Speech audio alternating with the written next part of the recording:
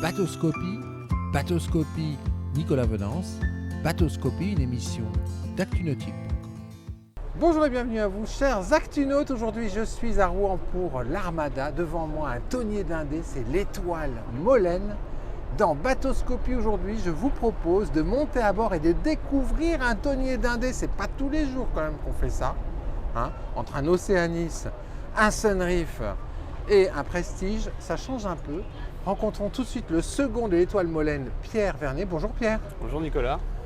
Pierre, tu fais quand même un métier extraordinaire. Oui. Tu es second sur un tonnier d'Indé. Oui. C'est chouette. C'était pas forcément ce que j'avais prévu de faire au départ. Et puis je me suis retrouvé dans cette entreprise qui est Étoile Marine Croisière un petit peu par hasard. Et c'est vraiment super de pouvoir naviguer sur des bateaux comme ça en fait. Tu as une formation maritime? J'ai une formation marine marchande, ouais. Marine marchande. Et en fait, c'est un bateau à passagers. C'est un bateau à passagers, ouais. C'est un bateau de plaisance professionnelle. C'est quand même pas mal. C'est mieux qu'un ferry. C'est beaucoup mieux qu'un ferry, ouais. Bah oui, quand même. Alors, aujourd'hui, on découvre Étoile Molène. Alors, c'est un bateau qui a été construit, finalement, il n'y a pas si longtemps. Eh bien, il a été construit oui, en 1954. Il faisait de la pêche au thon, c'était un bateau voile moteur. Ouais. Et il a été restauré en 1990 pour être transformé en bateau de plaisance. C'est quand même dingue qu'en 1954, ils aient encore construit un tonnier d'Indé Ouais. en ketchoric, à l'époque où il y avait quand même le diesel qui arrivait. Ouais. C'était un des tout derniers bateaux de ce type-là, construit en bois avec voile moteur. Voile moteur. Ouais. Aujourd'hui, le programme du bateau, il appartient à Étoile Croisière à Saint-Malo, c'est ça? C'est ça, Étoile Marine Croisière. Et notre programme, c'est des sorties journée et, pour faire découvrir la baie de Saint-Malo et des sorties week-end en mer. Excellent. Tu nous parleras de tout ça quand on aura fini notre visite. Là, on va donner envie à nos actinautes de venir à ta rencontre à Saint-Malo. Allez, on va monter à bord. Je ne résiste pas au plaisir. Vous nous accompagnez tous les actinautes avec moi à bord. On sera quelques milliers. Pierre. Ça va tenir? Ça va être juste. Ce sera juste. Alors, la première chose qui est impressionnante sur ce bateau, c'est la construction en bois à l'ancienne. Ouais. Explique-nous un peu la coque, comment elle est montée là. Là, on le voit. Bah là, tu vois, ça c'est ce qu'on appelle cette partie-là, c'est ce qu'on appelle le pavois. Ouais. Donc ici, on a donc les bordées de pavois, les jambettes qui sont reprises en dessous sur la partie qu'on appelle les membrures, qui vont être en fait l'ossature du bateau. Ouais. Et les bordées sont prises, les planches de bois qui font la coque sont prises à l'extérieur, dessus. C'est des planches de bois qui font 6 à 7 cm d'épaisseur. 6 à 7 cm d'épaisseur? Ouais. Ah, c'est du lourd. Ah ouais, c'est un bateau hyper costaud, ouais. Il fait quel tonnage? Il fait 130 tonnes. 130 tonnes. Et d'ailleurs, il doit son nom à une fortune de mer dont il s'est sorti grâce à sa masse. Ouais. Raconte-nous ça. Eh bien, apparemment, l'histoire du nom du bateau, c'est qu'il se serait échoué devant l'île Molène. Ouais. Et que du coup, il a été baptisé Étoile Molène. Ah bah voilà, pour conjurer le sort. Conjurer le mauvais sort. En tout cas, il était costaud, il a bien résisté. Ouais. Il a bien résisté. C'est un bateau qui est prévu, c'était un bateau de pêche, donc il était prévu pour le large quand même. C'est un bateau très marin, très sûr. On a eu des conditions un peu difficiles pour venir jusqu'ici et j'ai jamais eu aucun doute sur la qualité du bateau. Ouais. Alors, parlons du gréement. Alors, on va pour cela aller rejoindre un petit panneau explicatif qui est fixé sur le roof. Alors, explique-nous le gréement de cette Étoile Molène. Alors, c'est un ketchoric, donc avec un grand mât et un mât d'artimon plus petit, qu'on appelle communément tape-cul. Tape-cul. Alors là, on voit le grand mât, voile aurique. Alors, une voile aurique, c'est quoi? Explique à nos amis. Eh ben, c'est ce principe-là avec un pic. Si on voit le pic, pour augmenter la surface de voile, voilà, qui monte et qu'on doit hisser jusqu'en haut. Ouais. Et alors, on est sur un bateau classique. Quand on hisse la grand voile, faut être un peu costaud. C'est armé par combien de marins cette Étoile Molène? Alors sur Étoile Molène, on est 2 marins professionnels. C'est tout? Oui. Pour un aussi gros bateau, fait quelle taille? Il fait 35 mètres hors tout et 22 mètres de coque et 6 mètres 54 de large. Il n'y a que 2 marins professionnels là-dessus? 2 marins pro et on fait participer les gens qu'on emmène aux manœuvres. Parce que c'est ça qui est intéressant aussi quand on est sur un bateau comme ça, c'est de pouvoir participer et de pouvoir se rendre compte un peu de l'effort que ça demande. Et alors pour la hisser, cette grand voile là, alors pour combien de personnes? Eh ben, au minimum 8 personnes. 8 personnes et il n'y a pas... Il n'y a pas de winch. Non, c'est à la main.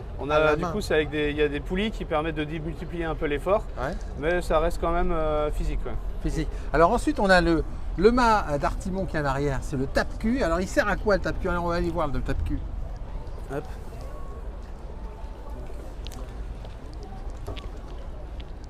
Alors il sert à quoi ça? Pourquoi mettre un mât aussi reculé sur un voilier avec la baume qui sort au-dessus de l'eau? Ouais, c'est pour l'équilibre en fait du navire, parce que vu que le bout dehors à l'avant est très long et qu'on a un foc qui vient tout au bout, si on n'a pas le mât de tape-cul, le bateau va avoir tendance à être mou, à vouloir abattre. Vous avoir abattre? Oui, parce qu'il y a beaucoup de poussée sur l'avant en fait. Ouais. Et le tape-cul du coup permet d'équilibrer ça. Et le bateau est très équilibré quand il a toute sa voile, toute sa toile. Et à la rigueur, quand tu as beaucoup de vent, tu peux naviguer juste au tape-cul et à la voile d'avant, non? Tu réduis bien la toile. Alors en général, ce qu'on fait quand il y a beaucoup de vent, c'est d'abord, on a déjà les voiles de flèche, donc les 2 voiles jaunes qui viennent au-dessus. On peut aller voir sur le... Non, elles ne sont pas dessus, on peut aller voir sur le plan. On va aller voir sur le plan. Donc dans un premier temps, quand le vent forcit, on va affaler ces voiles-là qu'on appelle les voiles de flèche. D'accord. Grand flèche, petit flèche. Ensuite, ça va être un riz dans la grand voile. D'accord. Et si vraiment là, c'est facile à prendre le riz, parce que ça descend facilement. Ah ouais, ça descend tout seul. Là. Ça descend tout seul. Il n'y a pas de problème. Plus facile à descendre qu'à remonter. Et si le vent forcit encore, on va affaler le tape-cul et le foc et garder juste la trinquette et la grande voile à riser. Ah ok. Donc plutôt des voiles centrales, s'il y a beaucoup de vent. Du coup, le bateau est un peu moins bien équilibré, mais c'est comme ça qu'on fonctionne. Alors maintenant, parlons performance, parce que sur ActuNautique, on teste des voiliers, on teste tout type de bateau. Il navigue à quelle vitesse? Parce que c'est quand même un bateau de charge à la base, l'étoile Molène. C'est performant ou pas? Alors oui, le bateau... T'as combien de mètres carrés de toile quand même? J'ai 450 mètres carrés de voile, quand tout est dessus. Ah ouais. C'est du lourd aussi. Ouais. Ah ouais, il fait quand même c'est 130 tonnes, il faut les déplacer, donc ça a besoin d'un peu de puissance. Et alors c'est une quille longue, j'imagine, une belle quille longue. C'est une quille longue. On a 2 mètres de tirant d'eau à l'avant et 3,80 mètres à l'arrière. Ah, inversé comme autrefois. Ouais. Et alors, vitesse? Alors avec 20 nœuds de vent, on est à 7 nœuds assez facilement. 7-8 nœuds, ça dépend de l'angle par rapport au vent. Voilà. Et il remonte comment au vent? On remonte à 60 degrés du vent. C'est pas mal aussi pour un... Ouais, et alors, il est performant comme bateau. Ah, il est toilé quand même. Oui, les tonniers en règle générale étaient toilés, donc c'est des bateaux assez... oui, parce qu'ils avaient, ils avaient leurs perches qui descendaient sur les côtés avec les lignes de pêche, donc il fallait quand même de la puissance pour pouvoir tirer tout ça et que ce soit attrayant pour les thons. Pierre, depuis que je suis monté à bord, je me pose une question métaphysique. Oui. Il est magnifique ce bateau, mais où est-ce qu'on mettait le poisson? Parce que je ne vois pas de cale. Ah non, il n'y a plus de cale. Quand il a été modifié pour la plaisance, on a enlevé la cale à poisson, bien sûr. Alors à l'époque, ils étaient 6 marins pour le faire naviguer. Donc il y avait une petite couchette à l'avant avec 3 bannettes. D'accord. Et une à l'arrière avec 3 bannettes également. Et tout le reste du bateau, c'était une cale à poisson qui était réfrigérée par le moteur. Réfrigérée par le moteur. Avec un gros congélateur, un système de réfrigération. C'est quoi comme type de moteur sur un bateau comme ça? Là, nous on a un diesel Iveco. Un truc bien lourd, heavy duty. Et j'imagine que l'hélice, c'est un grand batteur qui tourne lentement. Ouais, c'est une hélice 3 pales qui tourne assez lentement avec une grosse réduction. Allez, tu vas nous faire découvrir maintenant le poste de bar. Parce que quand même, allez chers amis, les actinautes avec moi à la barre. On est pas mal là. On est bien assis. On est bien assis, bien calé, bien calé. Et voilà, donc et alors, il y a des sensations à la barre sur un bateau comme ça? Parce que la vraie question, c'est est-ce qu'on a du ressenti ou pas? Sur celui-ci, pas tant, parce que c'est une barre hydraulique. Ah oui, on se refuse rien. Non. D'un autre côté, si c'était pas hydraulique, ce serait, Ce serait peut-être un peu compliqué physique. des fois, ouais. Non, du coup, barre hydraulique sur ce bateau-là. Donc effectivement, niveau sensation, c'est quand même pas, c'est pas ce qu'il y a de mieux, hein, bien sûr. Hein, on sent moins bien le bateau. Propulseur d'étrave? Non, Waouh. non. Alors de temps en temps, quand on a une manœuvre un peu délicate, Tu fais comment? C'était on utilise l'annexe. Donc, comme pousseur ou comme ouais, tireur? comme second, je descends dans l'annexe et je pousse l'avant du bateau d'un côté ou de l'autre pour D'accord. quand on a des conditions un peu difficiles. Mais ouais, Parce on que n'a pas pour de- décoller d'un quai, ça doit pas être tous les jours facile. Bah, hein. c'est départ sur garde systématiquement. Ouais. Il faut pas qu'il y ait de vent. Bon, ça marche aussi. Il est quand même assez puissant, mais ouais, c'est pas toujours idéal. Ouais. C'est pas toujours idéal. Allez. Maintenant, on va découvrir l'intérieur. Alors, rappelons que le roof est récent. Juste un petit détail que je vais vous montrer. Voilà, un gros plan. Alors oui, une chose. Là, j'ai dit qu'il n'y avait pas de winch, mais en fait, il y en a deux. Oui. Il y en a deux, mais ils ne sont pas vraiment utilisés. C'était Non. pour un départ de... De la route du Rhum, le bateau a fait le départ de la course en 1992 et Ouais. du coup, vu que c'est en solitaire, des winches avaient été installés. En solitaire, sur un bateau comme ça, non, Ouais. je rêve. Ouais, c'est audacieux. C'est audacieux. Donc en fait, ils ne sont pas vraiment utilisés. Voilà. Je vous montre juste une chose, c'est ça. Voilà. Je vous dis rien et on va découvrir l'utilité à l'intérieur. Ouais. Il y en a un autre là, tiens. Hop. Alors ici, on est dans le roof en soi, on n'est pas sous le pont. C'est quoi? C'est la veille ici? Ici, c'est principalement le poste de veille, donc on a notre table à cartes. Ouais. Et puis on a des petites banquettes pour pouvoir se reposer un petit peu. T'embarques combien de passagers? Alors en sortie croisière. journée, on embarque 28 passagers, en croisière maximum 20 personnes. 20 personnes. Voilà. D'accord. Donc là, c'est les parties sociales, on va pouvoir s'abriter, discuter, refaire le monde, Voilà, c'est ça.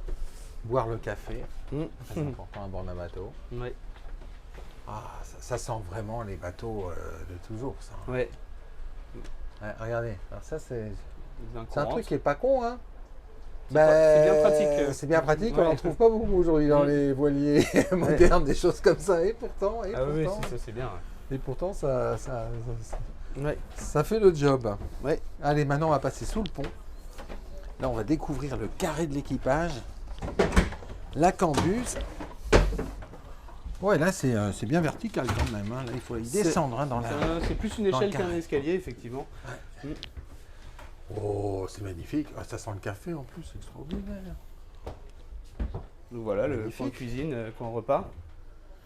Et alors, chers actunautes, revenons à ce que je vous ai montré sur le pont. Ah ben c'est ça. Expliquez-nous, Pierre, explique-nous ce que c'est, parce que ça éclaire d'une façon extraordinaire tout ce qui est sous le pont sans consommer le moindre watt d'électricité. Eh ouais. C'est tout simplement des prismes lumineux, donc la lumière est rediffusée à l'intérieur du bateau grâce à ces prismes et c'est vrai que c'est très efficace. Et c'est de la lumière du jour, donc en plus ça a un côté un peu plus sympa qu'un éclairage. Alors ici, la cambuse, hop, hop, un petit prisme encore. Ben regardez, le prisme il amène presque autant de lumière que l'éclairage électrique qui est derrière. Forcément, ça ne marche pas à nuit, vous le direz. Oui. Mais n'empêche que le jour, là aussi, ça fait le job. Là, le jour, c'est... Ouais. Alors ici, on a C'est les parties toilettes, cabine de l'équipage à l'arrière du navire, et puis à l'avant, ça c'est pour les passagers. Les passagers, ouais. Donc on a des petites bannettes superposées. Des cabines de trois bannettes.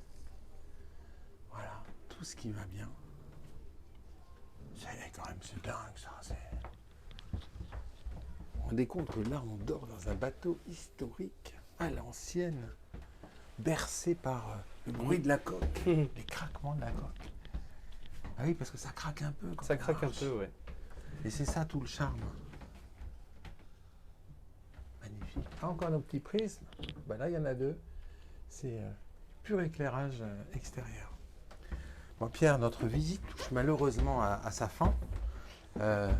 Moi, je suis vraiment séduit par ce navire. Il est vraiment extraordinaire. Il est magnifique, ouais. En plus, il y a une odeur qui se dégage.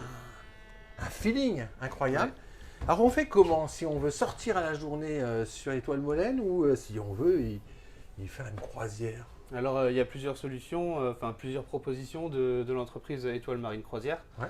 Donc, il faut aller sur le site internet d'Étoile Marine Croisière. Et là, vous allez avoir les programmes de navigation des bateaux. Ouais. Et pour Étoile Molène, du coup, on a les sorties journée. Alors ça commence à quelle heure une sortie journée? Sortie journée, on embarque à 10h et on rentre vers 17. Pas mal. Voilà. 7 heures à bord d'un monument historique. Voilà. Et selon les conditions météo, soit on va aller dans un petit mouillage sympa pour manger, soit on reste en navigation si les conditions le permettent. Donc tout ça au large de Saint-Malo. Il y a quand même des endroits plus dégueulasses pour se faire plaisir. Alors c'est mal pavé quand même chez vous, là-haut. Hein. Bon, nous on connaît bien la baie, mais effectivement, il faut faire attention, surtout avec ce bateau-là qui a un grand tirant d'eau. Ouais. Donc c'est spectaculaire, parce qu'il y a un tel marnage à Saint-Malo. C'est combien le marnage à Saint-Malo? 13 mètres. 13 mètres. Sur les gros coefficients. Ouais. Incroyable. Alors ça coûte combien? Alors du coup, la sortie journée, c'est une centaine d'euros avec le repas. Et la sortie week-end en mer, c'est 350 euros tout compris. Tout compris. Voilà. Formidable. Et le bateau peut également être privatisé pour les événements. Pour les événements, il peut accueillir du coup un groupe d'amis. C'est formidable tout ça. Voilà. Merci, merci beaucoup Pierre pour cette visite. Avec plaisir. Voilà, et puis moi je vais vous quitter en regagnant le poste départ de l'Étoile Molène. Voilà, c'est un des bateaux, des navires présentés sur cette Armada 2023 de Rouen. Chers actinautes, j'espère que vous avez pris autant de plaisir que j'en ai eu à visiter cette Étoile Molène. À très bientôt sur Bateau Scope.